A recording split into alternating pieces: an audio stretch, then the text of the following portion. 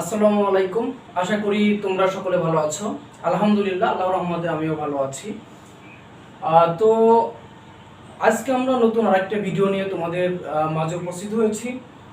তো আমরা আজকের ভিডিওতে আলোচনা করব ট্রানজিটিভ ভার্ব অফ ইনকমপ্লিট প্রেডিকেশন। গত ক্লাসে আমরা আলোচনা করেছিলাম ইনট্রানজিটিভ ভার্ব অফ ইনকমপ্লিট প্রেডিকেশন। তোমরা যারা সেই ভিডিওটি দেখোনি, অবশ্যই আমার এই চ্যানেল থেকে তোমরা ওই ভিডিওটি দেখে আসবে। তো তোমরা যদি পূর্বের ভিডিওটি দেখে আসো তাহলে কিন্তু এই ভিডিওটি তোমাদের বুঝতে সুবিধা হবে।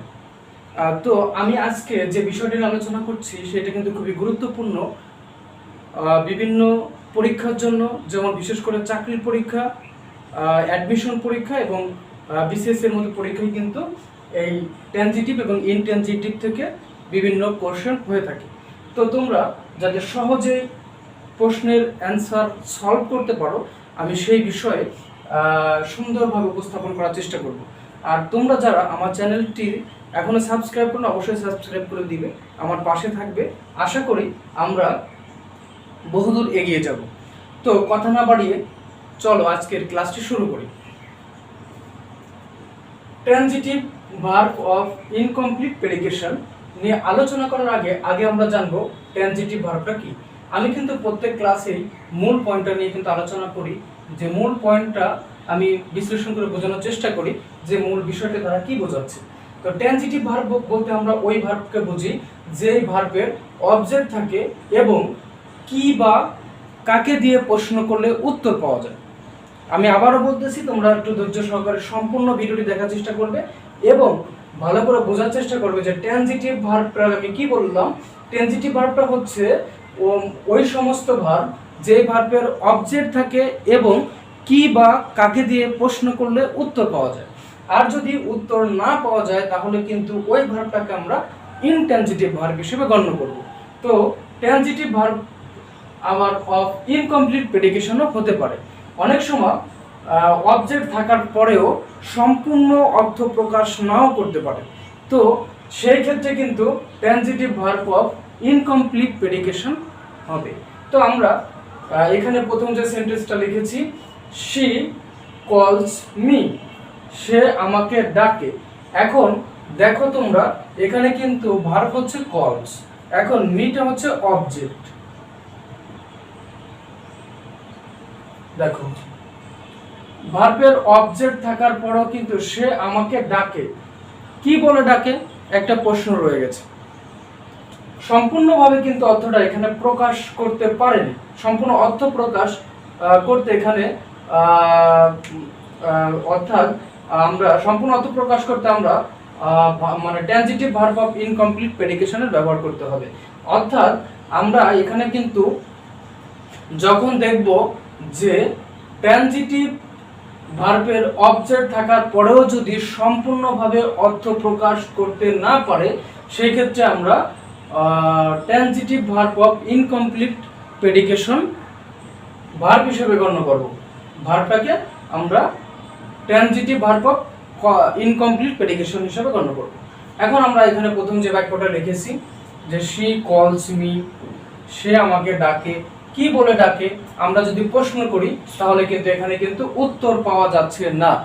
আমরা তাকে কি বলে ডাকি, এখানে কিন্তু মানে সম্পূর্ণভাবে অর্থটা প্রকাশ করতে হলে আমাদের এখানে মানে ব্যবহার করতে হবে শি কলস মি আ ফুল, সে আমাকে বোকা বলে ডাকে, সে আমাকে বোকা বলে ডাকে। তাহলে এখানে কিন্তু যে এই কলসটা হচ্ছে transitive verb of incomplete predication, অর্থাৎ এই কলসটা হচ্ছে transitive verb of incomplete predication verb. অর্থাৎ সম্পূর্ণ অর্থ প্রকাশ করার জন্য যখন ভার্বের অবজেক্ট থাকা পরেও, আমি আবারও বলতেছি যে সম্পূর্ণ অর্থ প্রকাশ করার জন্য ভার্বের অবজেক্ট থাকার পরেও যখন অতিরিক্ত কোনো অবজেক্টের প্রয়োজন হয় তখন তাকে আমরা ট্রানজিটিভ ভার্ব অফ ইনকমপ্লিট প্রেডিকেশন বলবো। আমি আবার একটু রিপিট করতেছি, এটা খুবই গুরুত্বপূর্ণ, যে ভার্বের অবজেক্ট থাকার পরেও যদি, আবার বলতেছি, ভার্বের অবজেক্ট থাকার পরেও যদি সম্পূর্ণ অর্থ প্রকাশ করতে অতিরিক্ত কোনো ওয়ার্ডের প্রয়োজন হয় তখন তাকে transitive verb of incomplete predication বলা হয়। তাহলে এই কলস ভার্বটা হচ্ছে transitive verb of incomplete predication verb. এখন আমরা পরের বাক্যে চলে আসি। We selected him. We selected him, আমরা তাকে নির্বাচিত করেছিলাম।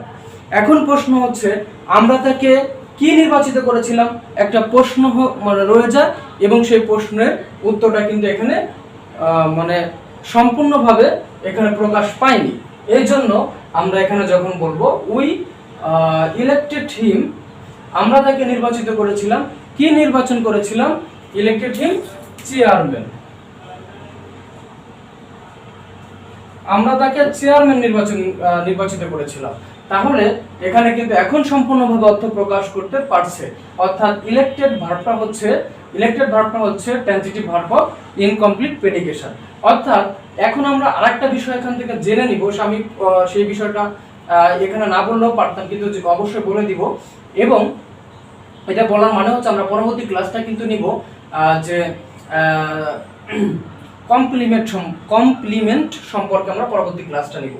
যেমন এখানে দেখো, শি কলস মি, সে আমাকে ডাকে। এ ফুল বোকা, মানে সে আমাকে বোকা বলে ডাকে। তাহলে এখানে শি কলস মি এ ফুল, এই এ ফুলটা হচ্ছে অর্থাৎ এখানে অবজেক্টিভ কমপ্লিমেন্ট। এটা হচ্ছে অবজেক্টিভ কমপ্লিমেন্ট।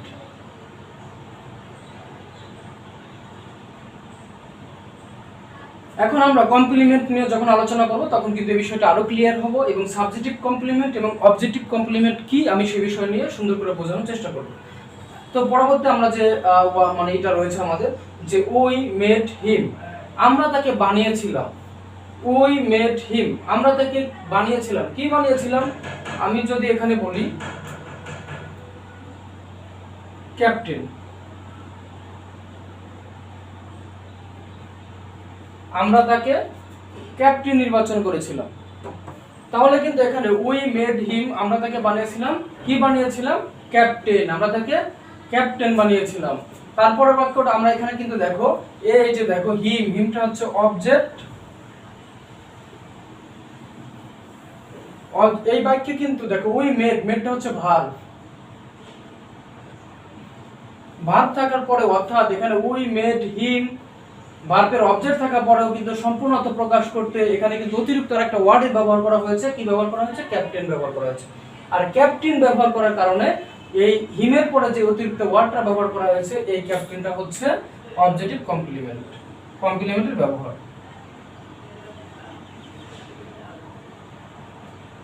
তো যখন আমরা কমপ্লিমেন্ট সম্পর্কে আলোচনা করব তখন কিন্তু আমরা বিস্তারিত সুন্দর করে বোঝানোর চেষ্টা করব। তো আমরা যখন আজকে আমরা ট্রানজিটিভ ভার্ব অফ ইনকমপ্লিট প্রেডিকেশন নিয়ে আলোচনা করছি, তো এই ট্রানজিটিভ ভার্ব অফ ইনকমপ্লিট প্রেডিকেশনের ভিতরেই কিন্তু আমরা পেয়ে গেছি যে অবজেক্টিভ কমপ্লিমেন্ট। এজন্য আমি একটু বোঝানোর চেষ্টা করলাম। তো পরবর্তী যে বাক্যটা আমরা লিখেছি, the mother named the child, মা শিশুটির নাম দিয়েছিল। এখন মা শিশুটির নাম দিয়েছিল। কি দিয়েছিল? এখানে কিন্তু একটা প্রশ্ন রয়ে গেছে। মা শিশুটির নাম দিয়েছিল, আমরা লিখলাম করিম অথবা রিয়া। এখন কথা হচ্ছে যে মা শিশুটির নাম দিয়েছিল, কি দিয়েছিল? এখানে দেখো, এই দ্য চাইল্ড কিন্তু অবজেক্ট থাকার পরেও কিন্তু সম্পূর্ণ অর্থ প্রকাশ করার জন্য অতিরিক্ত আরেকটা নাউন অথবা একটা ওয়ার্ডের প্রয়োজন হয়েছে। যখন একটা ওয়ার্ডের প্রয়োজন হয়েছে বা একটা নামের প্রয়োজন হয়েছে, দেখো এখানে কিন্তু দ্য চাইল্ড, এই যে করিম বা রিয়া বা রহিম, এই যে আমাদের যে মানে অতিরিক্ত ওয়ার্ডের প্রয়োজন হচ্ছে সম্পূর্ণ অর্থ প্রকাশ করতে, তাহলে কিন্তু এখানে কিন্তু আমাদের হয়ে গেছে transitive verb of incomplete predication. এখানে নেমটা হচ্ছে transitive verb of incomplete predication verb, অর্থাৎ করিম রিয়া এটা হচ্ছে অতিরিক্ত শব্দে ব্যবহার করা হয়েছে। দ্য চাইল্ড হচ্ছে অবজেক্টের পরে যখন সম্পূর্ণ অর্থ প্রকাশ করতে অতিরিক্ত কোনো ওয়ার্ডের প্রয়োজন হয়, সেই ওয়ার্ডটাকে আমরা বলবো অর্থাৎ অবজেক্টিভ কমপ্লিমেন্ট। অবজেক্টের পরে যখন অতিরিক্ত ওয়ার্ডের প্রয়োজন হয় সম্পূর্ণতা প্রকাশ করতে সেটাকে আমরা বলবো অবজেক্টিভ কমপ্লিমেন্ট।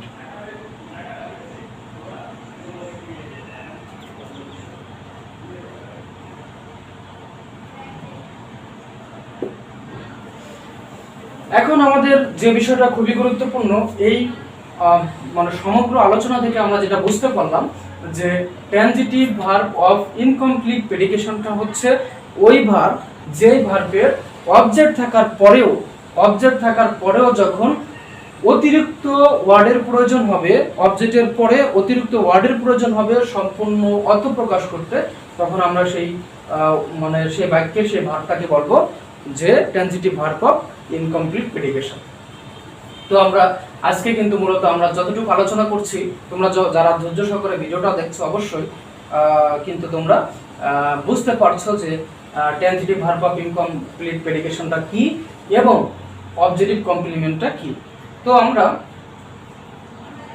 এখান থেকে যে দেখলাম, দেখো যে ভার্বগুলো ভি আর বি ভার্বগুলো পেলাম, যেমন কলস,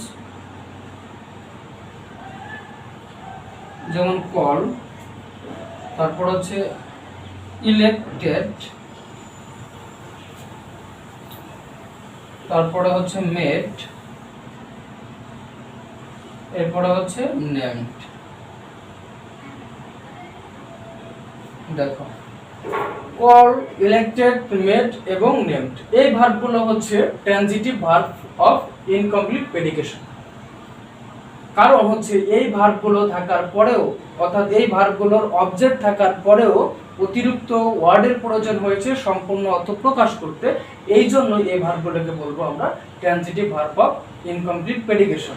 এবং এখানে অবজেক্ট থাকার পরে অতিরিক্ত শব্দ যখন ব্যবহার করা হচ্ছে সম্পূর্ণ অর্থ প্রকাশ করতে, তখন এই যে অবজেক্টের পরে যে ওয়ার্ডটা বসছে এটাকে আমরা অবজেক্টিভ কমপ্লিমেন্ট বলবো।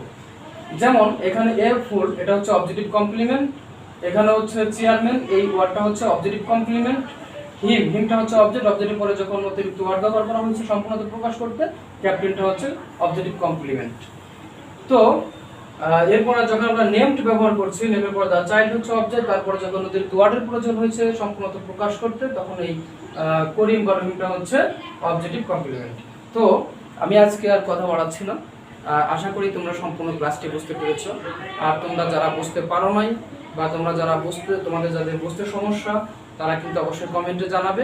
আর তোমরা যদি কমেন্ট করো এবং কমেন্টে যদি আমাকে রিকোয়েস্ট করো যে মানে স্যার আপনি এই ক্লাসটা নেন, আমাদের জন্য উপকার হবে, আমরা এই বিষয়টা বুঝি না, আমি চেষ্টা করব তোমাদের রিকোয়েস্ট রাখার জন্য, এবং আমি তোমাদের কথা চিন্তা করেই কিন্তু ভিডিওগুলো তৈরি করছি। আশা করি তোমরা আমার কাছে থাকবে।